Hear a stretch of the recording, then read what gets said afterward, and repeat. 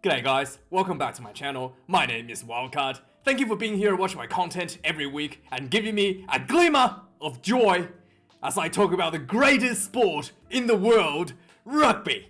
Okay, by the end of this weekend, I'm not going to have a job anymore because the place I work at is getting shut down due to, rising prices and inflation.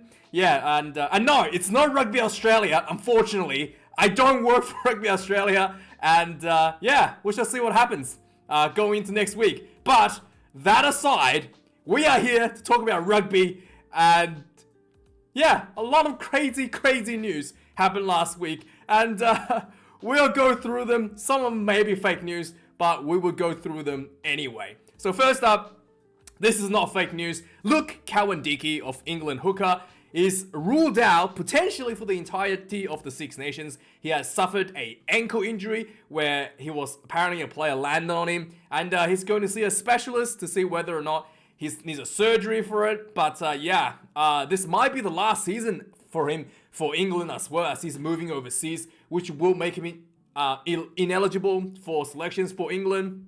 So yeah, this will be the after the World Cup. So this will basically be the last Six Nations that he could be playing as well for the foreseeable future for England. So yeah, unfortunate there. And then let's just go to South Africa.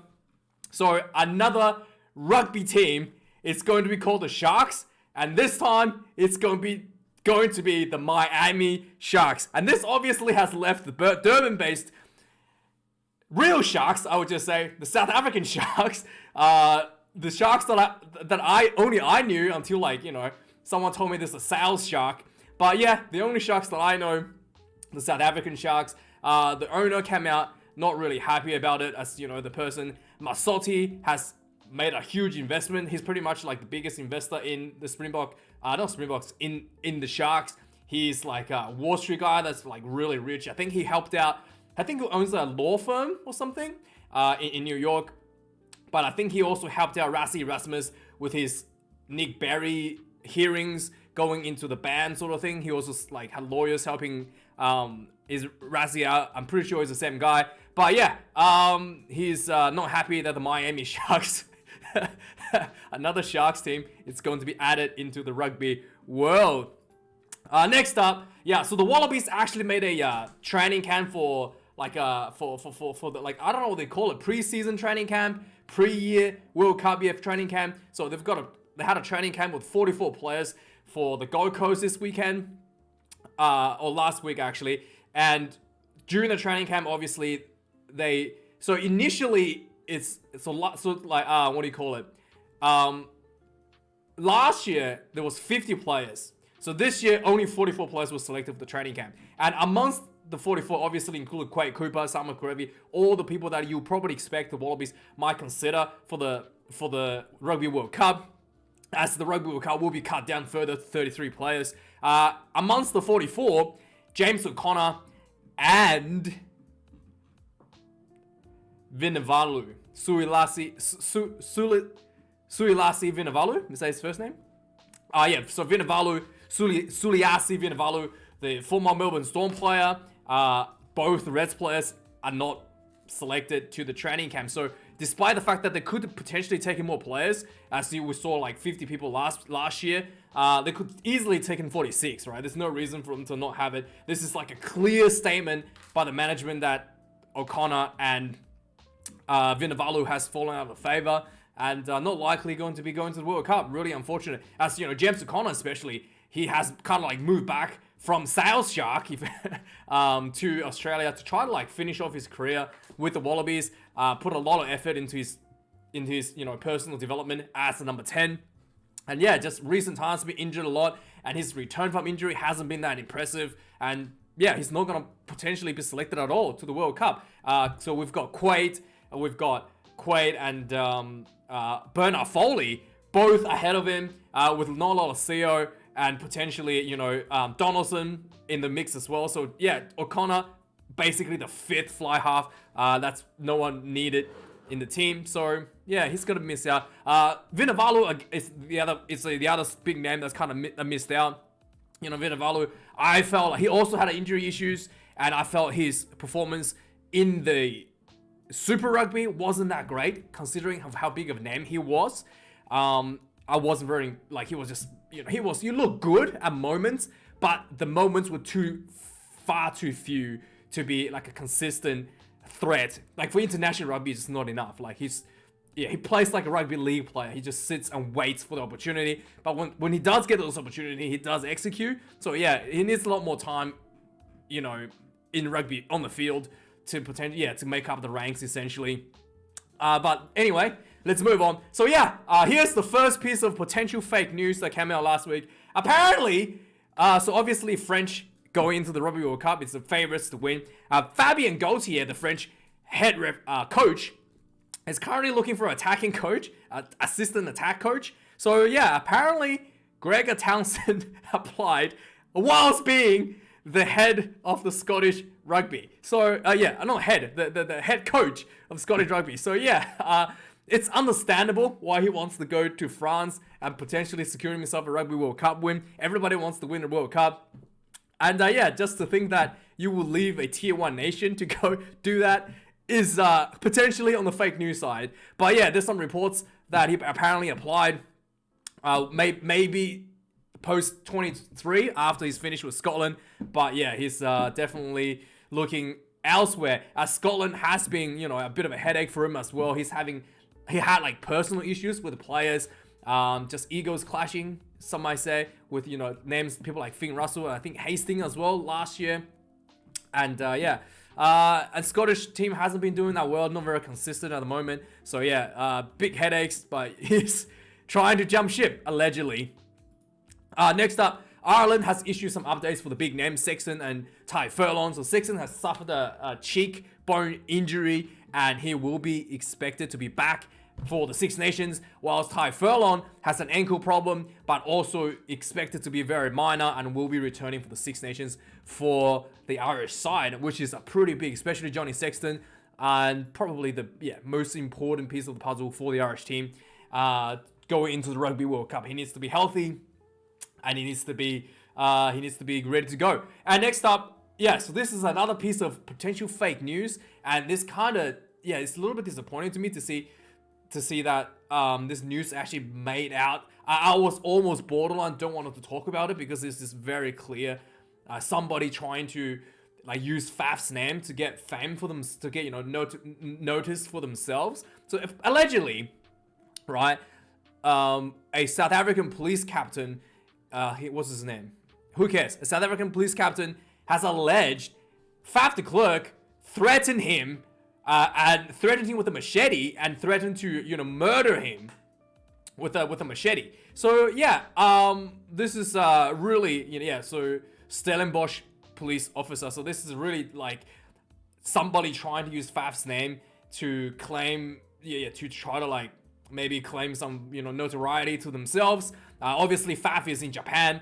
He has been in Japan with his team for over the December period. He literally sent out photos of his passport, stamped that he was on the 8th of December. He was in Japan. So this little passport evidence that he was not in the country. So so this guy alleging that Faf has threatened to murder him and hurling racial slurs is really trying to, I think, we'll see how this goes, but this is what happens when you're famous and people wants to leverage your fame for their own personal gains.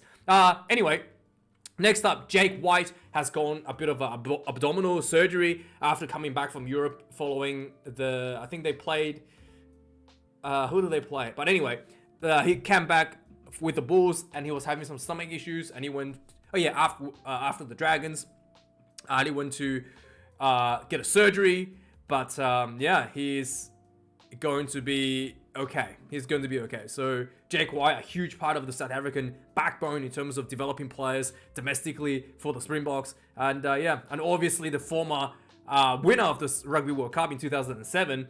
He's going to be okay. Next up, obviously we just talked about Scotland. Another guy has actually jumped ship, AB Zodach. He is a South African guy. What's AB stands for?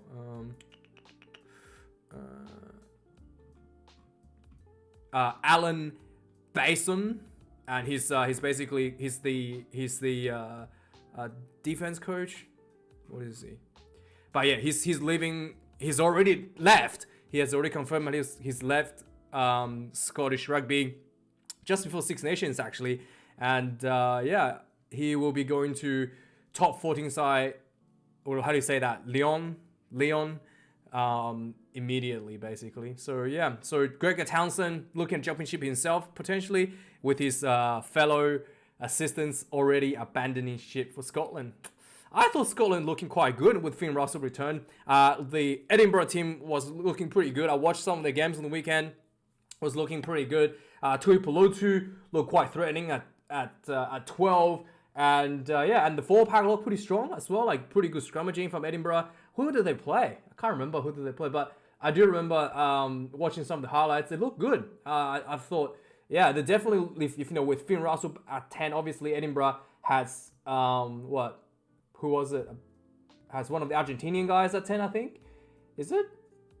Anyway, yeah, it looked good. So with the Finn Russell returning, with Tuilangi doing so well, Edinburgh could potentially be like have the best 10-12 combo going into Six Nations, which I'll see. So I think these sort of like news maybe blown it out of proportion a little bit. I do think Scotland is in a good spot going to Six Nations. Actually, I'm excited to watch Scotland play. So yeah, here's the next bit of the news last week. Another bizarre kind of thing, and this is kind of like the incident itself. It's not bizarre, but how the situation was treated is a bit bizarre. So there's a bit of, what do you call it? Tinfoil hats going on about the RFU, Rugby Football Union, which is the governing body of rugby in England, looking out for the international test players from potentially getting banned from games. So obviously there were two instances on the weekend. Let's just go through both of them. So first up, Owen Farrell had a high shot on the weekend. I can't remember who it was. I didn't watch the game. I can't remember who they were playing against. Not familiar with all the teams in the north yet, but the Saracens did play, and it was like a last-minute drop goal. Owen Farrell, 45 meters out, in windy conditions as well. Like both kickers were missing their kicks. He kicks one from like 45 out to win the game, only for the controversy to be that he had a high shot on one of the players. I think it was against a French team. On one of the players, like literally 10 minutes before the drop goal was kicked. So he should have been sent off as a result of that. He's been cited. We'll go through the news article in a bit. But he's been cited, but just during the time while this was happening, I think it was Carl Dickinson, which was the English referee, I think, was having a communication issues with the on-field referee, and this was overlooked, essentially. Replay was shown. The referee was like, that happened too long ago. We can't review it anymore. And they just moved on. But Owen Farrell was cited after. And this is the second incident that happened where Manu Tuilangi, I don't want to play the full clip, but I freeze frame. So this guy jumps up in the air. Tommy Allen jumps in the air. He lands, and Tuilangi shoulder charge into him after Allen catches the high ball. So Tommy Allen plays for Italy, I believe. And he just completely knocks him like cold on the ground. And he has not been cited as of the publish of this game. So obviously the RFU cites this sort of things. And yeah, and this is obviously a Premiership League game. And the referee was Barnesy. Barnesy called it an absorbing tackle. Barnesy called this an absorbing tackle. Nah, just joking. He didn't call this an absorbing tackle, okay? He called this, Barnesy called this a rugby collusion, okay? Barnesy called it rugby collusion, so he did not rule this at all during the game, and simply played on. Yeah. So there are some tinfoil hats going on about conspiracy with regards to the RFU protecting their players going to Rugby World Cup, going into the Six Nations, don't want the key players being banned. Kind of makes sense, but yeah. Obviously, we saw last week as well where Joe Marler was issued 6-week suspension for unsportsmanlike behavior, trash talking a player on the field whose mom was anyway. But he had a 6-week suspension, but only reduced down to 2, and then with like 4 weeks, the RFU said that the last 4 weeks will be done at the end of the year. So they're delaying so he wouldn't miss out any of the Six Nations should he be selected. So yeah, here it is. England fly half Owen Farrell, obviously during the time when of the incident, 75 minutes. Yeah, 5 minutes left in the clock. Shoulder charge into this Jack Clement. Nothing happened on the field, and the TMO did try to call the referee, and the referee, I'm pretty sure the referee said it happened too long ago, not too long ago, so the time to review had lapsed, so they just moved on. And he is being cited, so he's looking at potentially 4 to 6 week suspension. I'm guessing the RFU will probably give him like a 4-week suspension, and then make him do one of those courses that reduces down to 3, so he will still be available. I bet you that's what's going to happen. He will still be available for the Six Nations opener match against Scotland. Dave Rennie talked about Eddie Jones. There was a lot of speculations, obviously, with Eddie Jones potentially going back to the Wallabies. You know what Eddie Jones is actually going? He's going to be the attacking coach for France, for Fabi and Gaultier. You know, if Gaultier is looking for attacking coach, he's going to bring in Eddie Jones. Put your money on it, guys. Put your money on it.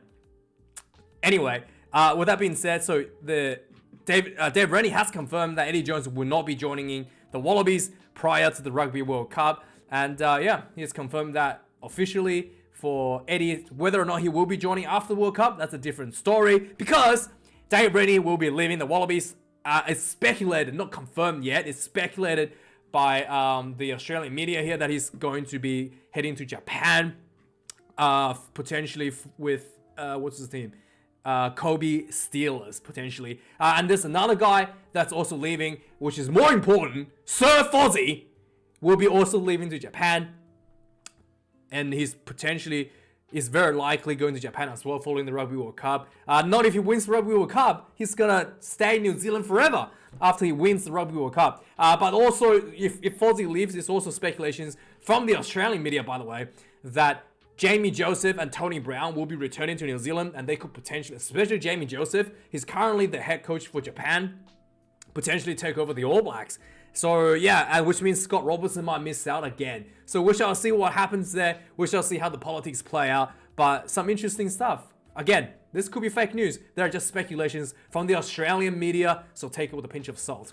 Next up, we've got Tom Curry, another big name for England, potentially injured from the Six Nations, suffering a hamstring strain. So whether or not he's going to be ready for the opening match against Scotland, we have to wait and see. Next up, Brad Weber is the latest guy who signed with Japan, moving out of New Zealand. And again, really big prospect for the All Blacks to replace Aaron Smith. And he will be leaving. So it's a bit of a gap now between Aaron Smith and his replacement, which could potentially be Falatau Foketi. Is that his name?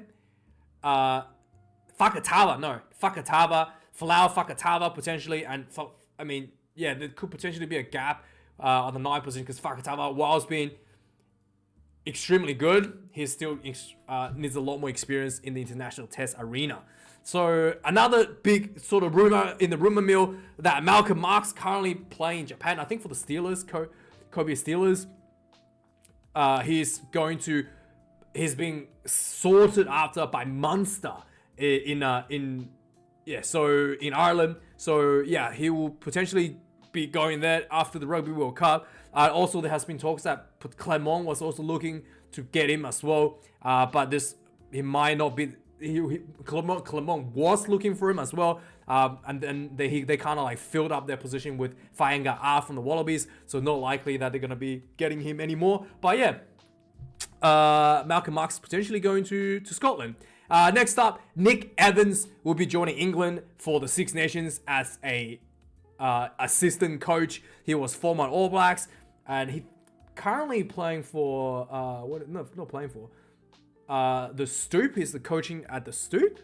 Anyway, he's currently coaching at the Premiership, and he's going to be joining Borthwick, England, for the Six Nations as a assistant short-term based coach.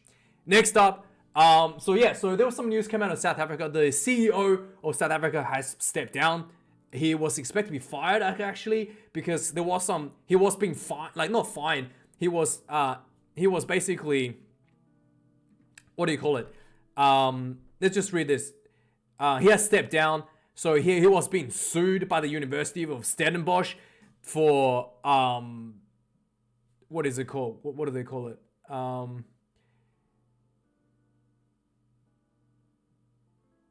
Misappropriate funds, basically stealing money. Essentially, misappropriate is like the fancy word for stealing, essentially, or like funneling money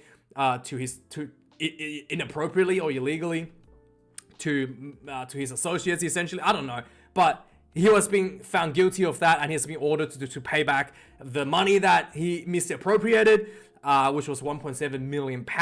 As a result, the South African Rugby has decided to resign from the South African Rugby.